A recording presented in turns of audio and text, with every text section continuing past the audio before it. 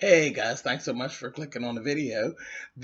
Today we're actually going to make something that is not as easy as the things that I generally do things that we can do quick, and I can show you fast ways to do little things.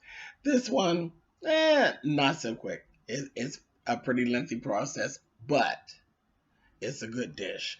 The other thing about it is it really isn't, presentation is everything when it comes to food most of the time.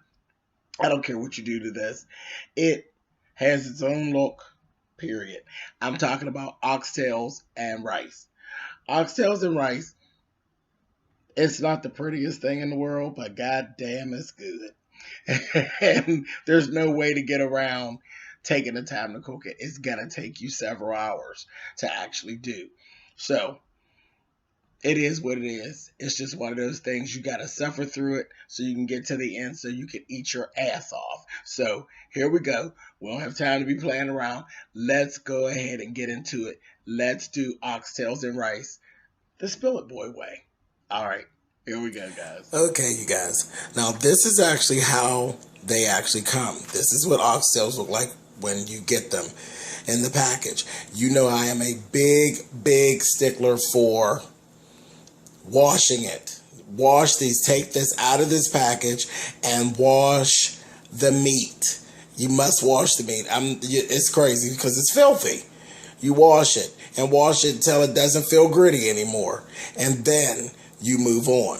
Don't take this meat out of there, child. If you want to be doubled over in a corner somewhere, cook some meat that ain't been washed. I'm telling you, wash the damn meat. Okay, next thing that we're going to do, we're going to put your oxtails into a bowl and actually go ahead and add your seasonings. And I actually use seasoning salt. I use a meat tenderizer. Also, just a little onion powder. You want to do a little sage, a little poultry seasoning, and you're actually going to, I actually use basil as well. Now, don't overdo it. Don't overdo it. Just a little bit. And then you can actually use the Worcestershire sauce. You're going to put that in, and then you will actually, basically, you're going to use your hands to stir this all up to get it all in there really good. And you'll be good to go. You're going to take it, and then you're going to actually put your oxtails aside and let them sit. You can do at least 8 hours. Let them sit at least 8 hours before you start to cook. All right. Okay, so now this is what it should actually look like once you actually go ahead and add the Worcestershire sauce. That's such a hard word to say.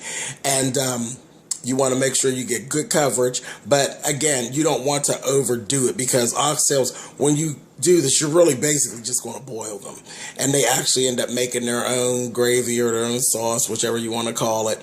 So you don't want to overdo it, because you don't want to end up, after all, as long as it takes, because it is a long process, you don't want to end up with it's too salty, or, you done screwed it all up. So you want to, use not too heavy of a hand with this.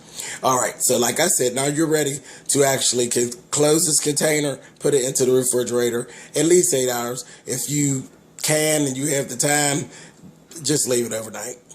All right, I'll be back with you guys shortly.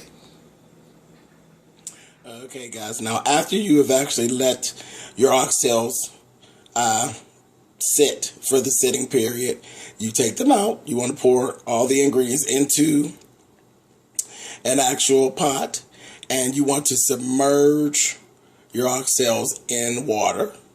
Okay, and I actually add 1 full stick of butter and turn it on to a medium fire, and then that's when all the timing starts. You're going to turn on the medium fire and just let it boil. All right. Okay, guys, you want to make sure that you are periodically checking back in on your oxtails and making sure that they're staying pretty much submerged, and you just add more water when needed. Okay, so just make sure you keep checking back in, guys. All right, because you're going to be cooking for quite a few hours with these suckers. All right. Okay, this is basically what things should look like once you're just about done. It's actually, it will cook all the way down. And, yeah.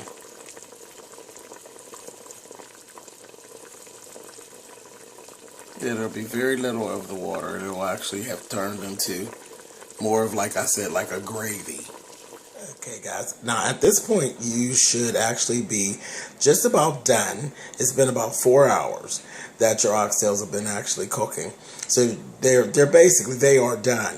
And what I have here is onions and green peppers that are actually diced up, and we're going to actually put those in. At this time, you should be making your rice. Okay, so we're going to actually put those in, and I actually wait till now to put my vegetables in because I like my vegetables to have a little snap. I don't want them to get soggy. So you're going to be putting those in with your oxtails at this point. Okay, so there we go. We've actually put the green peppers and onions right in with your oxtails, and we're going to let them go, and they're going to soften up just a little bit. Like I said, I don't want them to be really soggy. Just want them to still have a little bit of snap to them. So we are well on our way. We are just about done, guys. We're just about done. Okay, so you've actually added your rice to your oxtails, and we're basically going to let it kind of cook down now for about, we're going to actually turn this down to a low fire and let it go for about 25 minutes, and then that will be it. We will be done. I know it's a long process, but trust me, it's worth it when it's all over. Okay, guys, here we go. Now, I know it took a long time, but it was really worth it. There you have it. That is it. That's your finished product. That is your oxtails and rice. So, long time coming. Sit down, grab you a spoon. Enjoy, guys. Talk to you later. Bye.